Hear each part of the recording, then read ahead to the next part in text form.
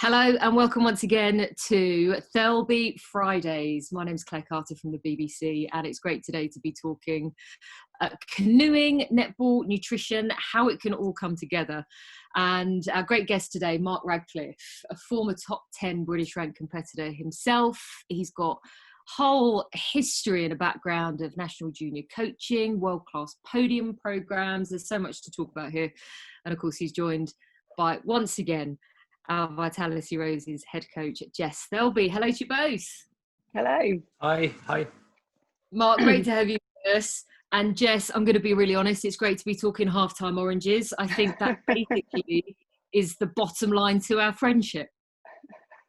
It's so true, isn't it? How ironic. And for anyone who knows the journey, Claire and I had a bit of a netball nostalgia moment where we talked about halftime oranges, and it certainly brings back fond memories for me and my youth playing, and I'm still very sad that they're not as prevalent as they used to be, but we were reminded, Claire, that there are people out there still doing it, so go the halftime oranges. I'm all for it. We mention this because I know we've got to mention sponsors Jaffa Fruit, of course, looking at both netball and canoeing. Mark, am I right in saying? Yeah, indeed. Partner for our World Cup.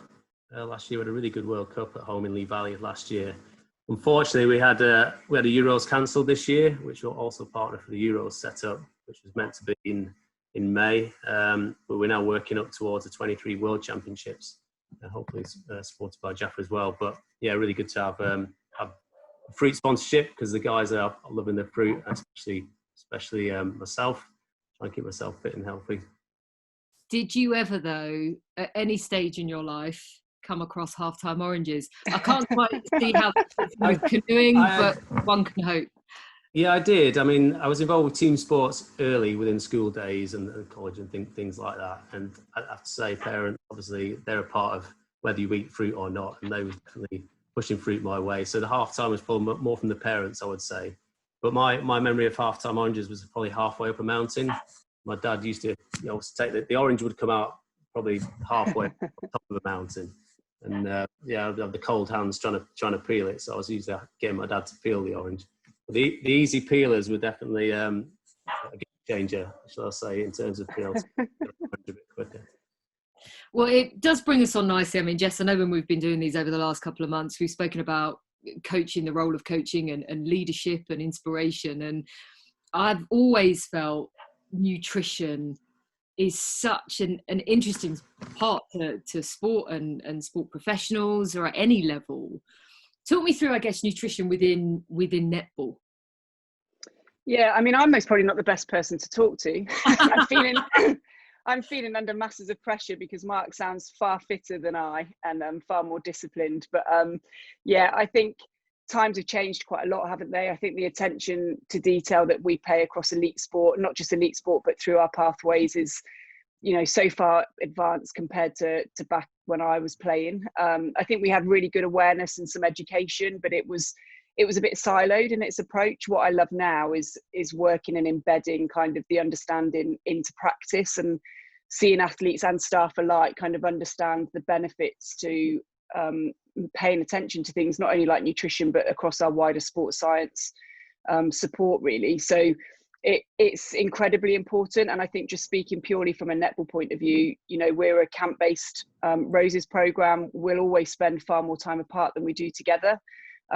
We're not full time in that sense, and so nutrition plays a really big part in our recovery between sessions and how the players and athletes manage themselves when they're away from us as well.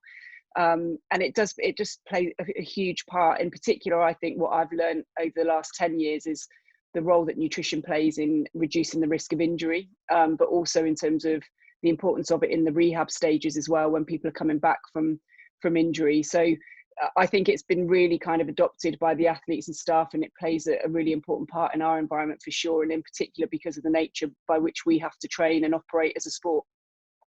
What is the focus for British canoeing, Mark? Well, we're not an endurance sport, so in terms of the sort of nutrition, in terms of the volume and the sort of carbohydrate side, all that, we're actually more shorter efforts, but there's definitely a lot of impact on the body in our sport. Strength development in the gym, obviously on the whitewater, there's a lot of forces and on your joints and on all that, which, you know, it's really important for repair in that side, the nutrition. But we do train all year round on the white water. So in particular, the winter periods are pretty cold for a start. You know, it's pretty hard going on the white water. And obviously when you're getting, you know, ground down with training and sort of the general fatigue and load that training gives you, the immunity is really important. So, you know, like the balanced diet across the board, but particularly vitamins and minerals, you know, to keep that immunity level up is really important. Obviously fruit, vegetables, we try and hit that from a balanced diet and trying to get it through the food side of things. More so than supplements, but where needed, I suppose, you know, it's an additional element, especially if someone's struggling to get hold of or doesn't have time, things like that, where that would come in. But generally trying to get it from a balanced diet point of view. But it does take time to learn the nutritional side. I mean, I'm not an expert. We do have nutritionalists that work with us, but it takes time for athletes to develop that knowledge and the skills in and around food. But it's pretty vital, really, in terms of what your body's made of, what you put into it. We really try and develop that through their years of development on the program. So your top seniors are pretty good at it, I'd say, in general, and generally very good cooking repertoires across the board and looking after themselves. How much do you take into consideration what almost the science tells you need for your sport, but actually what the athlete needs for their body? Because I think now more than ever we hear about intolerances, those with celiac disease, and, you know, somebody may give you, Mark, a food plan to help you be the best at your sport, like canoeing, but actually if some of that food doesn't agree with you, is there sort of the ability to adapt it so it doesn't actually affect your performance? There is, and obviously you can get different things from different food groups and different, you have to make adaptations. They're generally looking after themselves. We're not providing food generally when we're on camps or trips or competitions. The athletes are providing their own, so they have to learn the skills of what they like and where they can get the things that they do like, and whatever their if they have any issues with particular food groups or things like that, they would know that. But we don't generally put on food, so it's a bit less for us to deal with, but we do have to educate and understand, you know, where there are individual needs. Jess, I know last year when I was at Team Bath, I met Summer Artman, who is just lovely. And I was talking to her about, you know, being a professional full-time athlete, in the sense of, you know, this is your job. And I said, what do you eat? How do you know what to balance? And she was like, oh, I make spag bowl, jerk chicken, you know, it sounded delicious. Has it ever been kind of a stumbling point? For me, it was always the boring, don't take away the food that I love if you want me to train properly. Has it ever been that kind of, that sticking point? Is it almost the difficult conversations to have, what you got to eat, and for it to be fun and interesting for you? Yeah, I think with anything, like in particular in a camp-based scenario, we're most probably a bit different in that we've got a mixture of providing some meals for the athlete group, and then at other times that they kind of cater for themselves. So we've tried to make sure that, again, alongside our nutritionists, we get the players' voice and input around food. Ultimately, it's better if you enjoy what you eat. You're most probably going to stick to something and be a bit more disciplined if you do. But I think what's really important is the education for me. Where the value normally comes is understanding what to eat when and how much of it. And that's kind of where the magic can happen in terms of having a real impact on performance. So yeah, I think ultimately, you know, we all know the things that we like, everything in moderation, but once you're in this you're operating in an elite sport performance environment, then it becomes part and parcel of something you need to pay attention to, you know, otherwise, you know, these small margins that can make a big difference. So I think the players are really great at kind of contributing in that space and working with our nutritionists as to what the foods are that they enjoy and how can we move as close to that as possible while satisfying the performance element at all times as well. And it is really important, because I think it can become quite monotonous. And so we try and get a real balance as to how we can give some freedom around food as well. And it's something that they look forward to, you know, that meal times, you look forward to it as much as it is fuel. Ultimately trying to make sure we can cater for different tastes and individualize their programs as best we can. Yeah. And half-time oranges wins games. Potentially, although I'm not sure if I've tested that yet on the international stage, Claire. I think it might take a little bit more than half-time oranges, but if only it was that easy. I'd love it if you came up with some Tupperware thing, half-time on a Roses court. That would just, that'd make my day. I know, you told me off, didn't you? I missed that opportunity when I got the role. I can't believe I didn't think of it. I'm not sure I would have stayed in the job very long if I did that on my first match.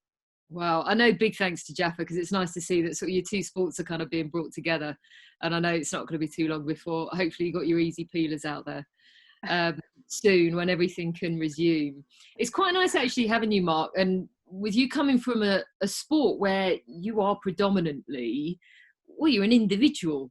And I guess from coaching perspectives, I mean, we've over the last couple of months spoken a lot about coaching teams, coaching individuals within teams. And how has it been for you being a part of a sport where you're sort of, well, it's you? I mean, it is, yeah, like you say, individual sport. Our sport's very varied. We've got every venue you go to is different, whitewater. Every course that is set on that is different. So the variety is really extreme. And it just means that individuals can come at a performance in very different ways. So as a coach, you have to really try and understand how to get the best out of somebody, because it can be a different route to success than somebody else. So yeah, we do operate groups though at the same time. So we're working maybe 2 to 3 athlete groups, and you can create good dynamics between athletes to benefit each other. So they're not working as a team, competing as a team, but you can leverage like different strengths within a group to help each other. So where someone might be strong, that can help somebody else with a particular skill or whatever it is. So that's where probably the team bit comes in for us. But coaching individuals is very much about identifying their strengths as I see it, and trying to really build on those before really, tackling some of the gaps they may have, trying to come from a position of strength first and foremost. And would you say, I mean, is it just more vital than ever that you've got to get on? I mean, I know lots of people say you've got to get on with your coach anyway, but I feel that sometimes in a team you can almost forgo that a little bit. For you, it's so personal. It's all the time. It's just the two of you. So the relationship's really key, like the trust and everything else. Like, when it's tested under pressure, that's when it holds up. So decision making for us is really important. So understanding how an athlete thinks about a particular move or a skill, you've got to really be in tune with that, and that comes with time working with somebody and how you communicate and understand them. So it's really personal. Yeah, we spend a lot of time talking and having conversation, and the feedback process is often very conversational, but that's how you get to know people really well. But ultimately it helps you make better decisions when it comes to competition, and the athlete has your complete trust because you've got a good understanding from how you communicate. Is it fair to say, Jess, I mean, that is, I don't want to say completely different from obviously how you approach team coaching, but there's, often 15, 20 other people around you. Yeah, I was going to say, I mean, I don't think it differs. The coaching practice doesn't alter. It's just there's more individuals in the environment that you're working in. So it just becomes about how you go about managing that environment and getting the best. You still have to get the best out of those individuals, but it's then how we get that cohesion as a whole team in order to get the best out of them as a collective out on court. And I think I've said before, like I've either had the privilege of being part of an England team or have watched from the sidelines in decades gone by, where I genuinely feel we've had world-class players in our national side for the last 10, 20, 30 years. The difference in recent years is that the cohesion amongst those players now is world-class, and at times has obviously reaped the rewards of that. So I think it's about, the real crux for me is how you bring together those individuals. But I have to go through the same processes that Mark's describing. I need to get to know the players in order to really understand what makes you tick opposed to the person next to you. And that's very different. It's just there's more numbers. So you have to be quite smart about how you use your leadership skills in that space to bring a group together. And yeah, it's just about knowing them, and also knowing the characters or the performers that are going to get the best out of each other, and how to kind of position them and who to wrap around them in order to get the best out of them. And I certainly agree with working on their strengths and making those super strengths, as opposed to over focusing too much on their weaknesses. They've arrived in this environment because they're already very good. And I think sometimes you can get caught worrying about those areas of development, when actually investing time in making the very strength greater and understanding the recipe of who to put around those players to almost amplify those strengths is the bit that I enjoy most about working within a team environment. Yeah, so much of it sounds as well like it's obviously based around people's personalities and attributes. There has to be a difference between fundamentally what makes up a person and their personality, who then goes into an individual sport, compared to those that go into a team sport. Would you say that's fair, Mark? It's hard to say, really, not having coached team sports. You know, I'd imagine you get the same sorts of people in both. I'd imagine, you know, just personality spread across different sports. You must have a real mix of people that are doing both. Maybe you have some that are more self-pursuit, or want to follow their own path more, maybe involved in individual sports. But we've just got such a mix of athletes within our sport. I'd imagine it'd be the same in any sport to a degree. Yeah. Have you ever played netball, Mark? Be honest. Yeah, no, I have played at junior school. Centre, right? Oh, centre, is that position? Yeah, I'm playing a little bit. I played the girls' team and got beat. Good. That's about right. That sounds about right. And Jess, am I right in saying you did? It wasn't. Was it canoeing? Wasn't it paddleboarding or something that you and the England ladies did not so long ago? Yeah. Well, yeah. That was kind of. I think I got the job, and the next day we were up in Sedbergh in the Lake District and doing some open water. I think it was paddleboarding and then open water swimming, which is like my worst nightmare. But then this is where the power of team takes over, because you would never get me in open water swimming, and I was the first one jumping off because it was a team. It was for the team. I was like, I'm in. And at the end, I almost couldn't believe I'd done it, and neither could my husband, because I have quite a fear of deep water. So yeah, it was good fun, the paddleboarding. But when it comes to canoeing, I mean, I don't even think it's fair. It would be being a bit disrespectful to canoeing and Mark, I think, to try and claim that I've ever done it properly. But I've certainly put teams through their paces, and water sports and canoeing is often featured. I most probably have fallen out a number of times. And we've often gone we've gone to the Forest of Dean a couple of times and got in the water there. So like I've dipped my toe in the water, let's say, but I wouldn't be against working alongside Mark and some of his athletes and bringing the netballers along. It would be good fun, I think. Lots of people may have that memory of, and I don't know if this was a done thing, but you go to school, you go swimming, and then you have that canoe test where they get you in, they tip you over, you learn how to get out if you're in trouble. And mine didn't go too well. And I have to admit, I've been quite ever since. What made you think, I'm going to do this, I'm going to get in there, I'm going to shut myself down, goodness knows what, in a canoe? What led you to this sport? We, as a family, we went to watch the World Championships, which were being held in Bala, North Wales, of all places, in 1981. Just randomly kind of stumbled across and just found this amazing niche little sport, really, that was in the outdoors, which was kind of what we were into as a family, mountains and all that. And, really nice places, people seemed really friendly, got into it through that route. For the early days, you can actually start off, or we did anyway, in a swimming pool, which, you take your boat along, the clubs hide the pool for a session. You can learn to fall in a little more safety and a bit more warmth than on a river somewhere. So that is a nice early step that can build your confidence, but it's definitely one of the sports that, not everyone comes through that, when you start to fall in the outdoors, and it is a bit scary, especially on rivers and there's rocks around and things like that. It can be a bit daunting. Definitely for young kids, it's definitely a make or break at times, because it's not always controllable. You're trying to step someone through those safe layers of it being, safe, but you've got to push that next bit to move on. And you definitely lose some kids that, really, really struggle and maybe don't get over that first hurdle. But I did just about, but it took a while, and eventually found my wings, as it were. I promise you this is going to be the only I was going to say silly question, but it's something that, you know, I've watched Canoeing on the telly before, and I've always thought, are your hands just constantly wrinkly? I'm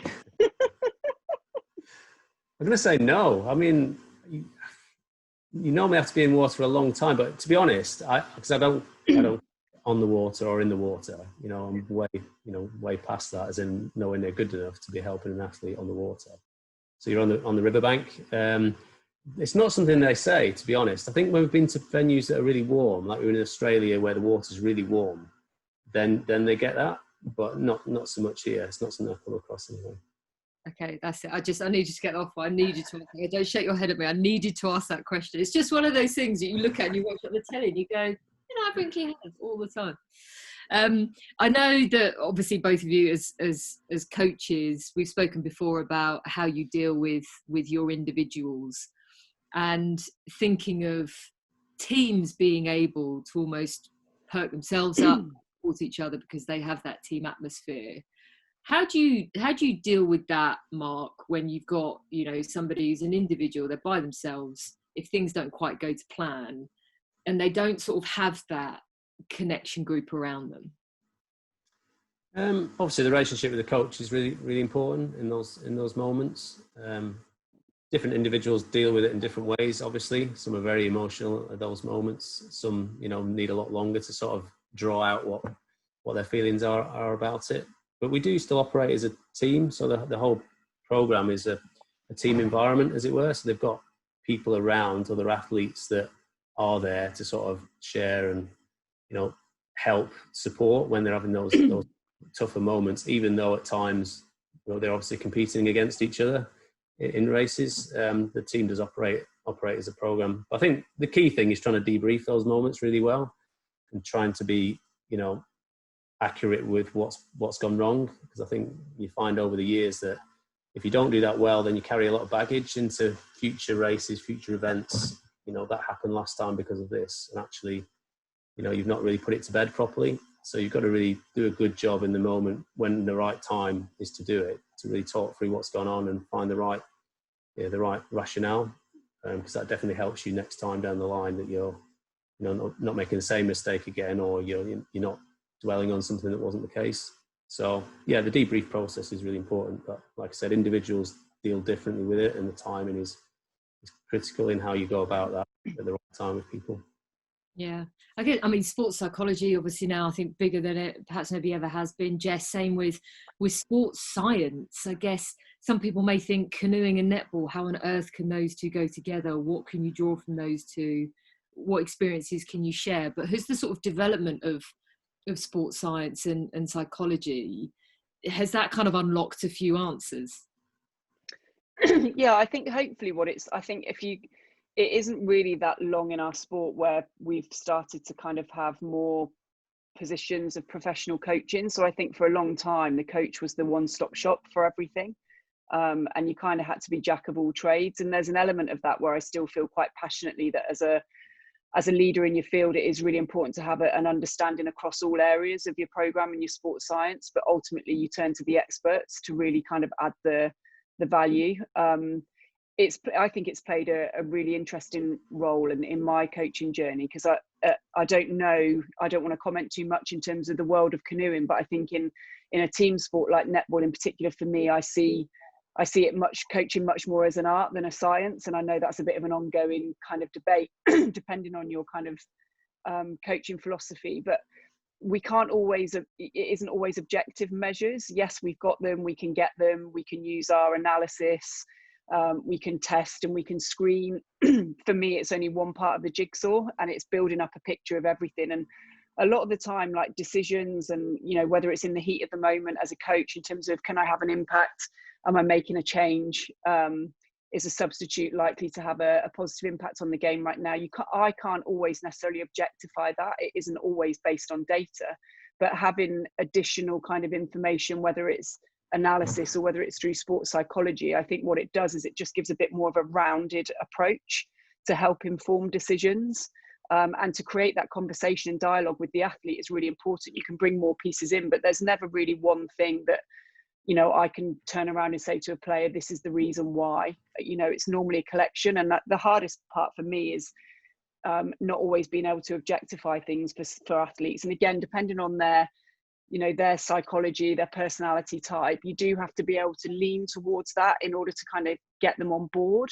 But there's an art to this for me, and there's an intuition around it as much as there is the data. But I've certainly really enjoyed and embraced the kind of development across the sports science field. I think it's added huge value. And whilst I believe that the head coach is ultimately accountable, you know, I'm a big believer that the players need more than just the head coach to be able to communicate with and turn to for some support and their own education and self-awareness. And the head coach can't always be that person, albeit that needs to be a really tight bond and a strong relationship. So I think now having that kind of multidisciplinary team is really vital, as much for me as it is for the athletes, because I can turn to those experts and continue to learn myself and keep up with the progressions and developments in those areas. So it's really complemented the work, I think, and hopefully the sport will continue moving in a direction of professionalism, so that even at a domestic level, we've got more environments that can operate in that way. Yeah. Mark, what would you say, I mean, in your time as a coach, looking at how, you know, sports science, psychology, all that work going on away from the water, what would you say is the kind of the biggest change that you've noticed in your you know, time as a coach? Similarly, you're surrounded by more people.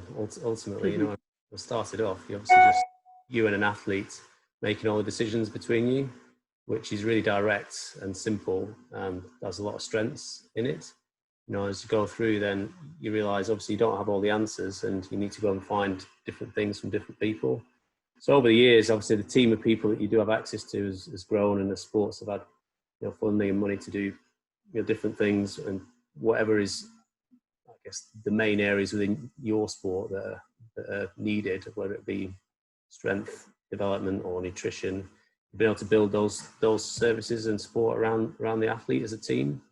But the challenge is then, how do you link it and not overdo it a lot of the time with the athlete, because you can only go at the pace of what someone can handle in terms of the amount of information or the number of people around you. So the messaging and the prioritization is simple enough that it's effective. So that's where the coach has to be a good manager of information and be able to make good decisions around, you know, what to use and what not to use, because everything can sound like a good idea, but then when you bring it into the athlete plan and the time and practically what you have to do over a season, then you don't always run with every idea or every support area. So you have to be really good at listening, but then prioritizing what's important for each athlete. But it's made a huge difference over the years, having that level of expertise that you can put around an athlete, that you wouldn't have that knowledge to be able to, you know, input. You know, particularly personally found a lot from the physical prep and strength and conditioning side has really pushed on our athletes.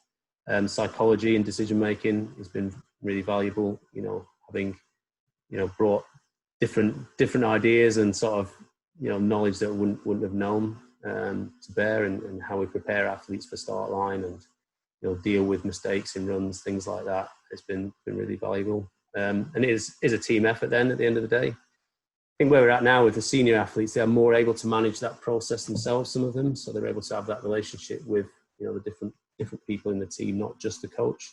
It's not everyone. Some athletes go just through the coach, but we're more seeing they're able to have those relationships and, you know, go more direct to the support team to help them, which is probably a sign of where it's going more in general, probably for the individual sports anyway. They can go and access that themselves. I was going to ask you, where do you see things progressing to? You know, what is the future along those same level lines? I think what I'm seeing a little bit is that areas are going across each other more, if you know what I mean. It's more about the person in that role understanding more about what everyone else's areas are, so they're less isolated. So your S&C coach is not just an S&C coach. They understand, well, what does a whitewater training look like, and how does nutrition fit? All the areas are more crossing over, so they understand more the holistic view of the performance a bit. So that's kind of what I'm seeing more than reflect on how it was in the past. You would just go to physiologists to say, do that bit of the program, but it's a lot more integrated, I think, now than it was in the past. Jess, I guess the same question to you. Now you have a bigger management team, a bigger coaching team, you know, it is getting bigger as to what it may used to have been. Can you see things getting bigger? How do you see the future from a netballer's and a coach's perspective in that sense? I'm actually, well, having been one of those sports that's been either amateur or semi-professional and on a bit of a journey, and my husband was involved in rugby, so we've had many debates over our 10 or 11 years of being together around how spoilt the professional environments were. You can imagine the debates in our house. So I don't think it's about having more. I just think it's about using what you've got really well. And sometimes just adding more of everything doesn't necessarily make you more productive or effective at what you're doing. So like I'm a big fan of, similar to what Mark was saying, really, if the team gets too big, you know, it poses different challenges. So I think it's more important to just check in, challenge whether or not is what we're doing impactful. If we need more knowledge or insight, where do we need it? And what's the purpose and what's the output going to be from it? Because I think it's like anything, you know, as coaches, you can get carried away with getting loads of information, but ultimately there's only so much I can digest, and I've got to be able to, the challenge for me is picking out the one or two things that are going to have the biggest impact on either an individual in the team. So I don't think it's about having more. I just think for us as a sport, a bit more globally, it's around how we can replicate some of the multidisciplinary team and the impact of that into our domestic competitions. I think, you know, we need to have an underpinning domestic competition that's really healthy and is more semi-professional in the years to come. Ultimately to replicate and make sure that jump up to Rose's level and then international level isn't too big a leap. So that's kind of where I want to try and have more of an influence and an impact is across the wider game. Don't get me wrong, there's always things I'll ask for in my role, but I think I've learned to just check and challenge myself as to what's the purpose and am I actually going to be able to use it to good effect. So yeah, a bit more of an impact widespread across our sport. Yeah. Finally then, and I'm turning an old question that we've done before, Jess, on its head, for you, Mark, as well. And Mark, I'll start with you. As a coach, instead of asking what are the good attributes for a coach, what are the attributes that a great leader needs, what are the attributes that you find in athletes make your life as a coach easier? I mean, it sounds simple, but you just need them to be really driven. Like, you absolutely want it at the end of the day. You can really work with that. I mean, sometimes that comes across with athletes that are really frustrated or they get angry or different things, but at least they want it and they're really motivated for it. So like, that's the fundamental thing, really. You need to be working, but it's helpful to be working with athletes that are really motivated and committed. For me, it helps that they're engaged with learning, you know, in the sense of really trying to understand their sports, themselves, how they apply themselves, because learning is the most important thing if they're going to get better. So you need athletes that are, you know, expert learners at the end of the day, whatever that looks like, you know, because different athletes learn in different ways, but that's a real key attribute for me in athletes coming through.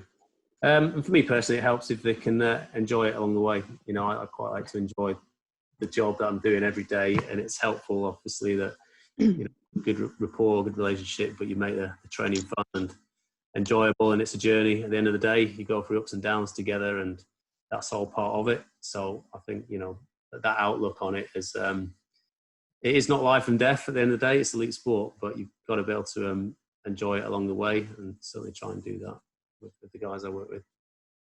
Jess? Yeah, I think there's a couple that definitely resonate with me. I think the one non-negotiable is I'd hope that every athlete I work with can have a bit of an open mind, because I want them to have a point of difference. I don't want them to be all the same. In fact, it's not just a want, it's a need, I think, in a team sport. Have ambition and almost this kind of limitless belief as to not looking at to what's been achieved before, but almost like that future forward, like looking ahead, wanting to go beyond where we've currently gone. And that's so topical for me at the moment, taking on an England team that have managed to build such great momentum over the last couple of years. But as we know, and in particular in team sports, very few teams across the world are able to repeat success back to back. And there are very few English national teams that have done that. I think we could most probably find more individuals that have been able to back up success. So that's what drives me. So I'd like to think I can foster that in the environment and the athletes I'm working with, an absolute limitless belief that we might have just scratched the surface, but actually to back up that Commonwealth Games gold medal in a home Commonwealth Games in Birmingham is a real privilege, and something that really drives me. So yeah, open mind, ambitious, limitless belief. And I agree with Mark, a sense of humour, because I can't go through a day without a little bit of a sense of humour and a bit of banter. So I think fun is really important, and I've certainly experienced that the most successful teams I've worked with, they've certainly got that in abundance, and some characters in there that drive that, and I think it's important. And half-time oranges. You need someone on that. Half-time oranges. Half-time oranges. Come on. Let's of course now and buy some easy peelers. Well, thank you both so much once again for a Thirlby Friday. Mark, it's great to speak to you. I guess we try not to mention COVID too much on these things, but I guess actually with your sport, in the way that it's set up, what's the deal with being able to get back onto the water? Yeah, very fortunate. We've got a good relationship with our centre operators here at Lee Valley. We've been back on venue now for maybe 4 weeks. So under the elite sport dispensation, we've put a lot of measures in place to be operating here. It's not open to the public. So I've got very small groups. I've got more sessions running on the water. Groups a bit more isolated. Obviously the normal distancing, everything else. So it's more like normal, but not obviously completely normal. But it's been brilliant to see everyone doing what they love doing back on the water. There's still a lot of unknowns for our season and everything else, but they are back training and back progressing, doing what they love. That's great. Well, hopefully we'll see it again soon. Same with netball. Thank you both so much. Mark, thank you for being with us. Jess, as always, thank you.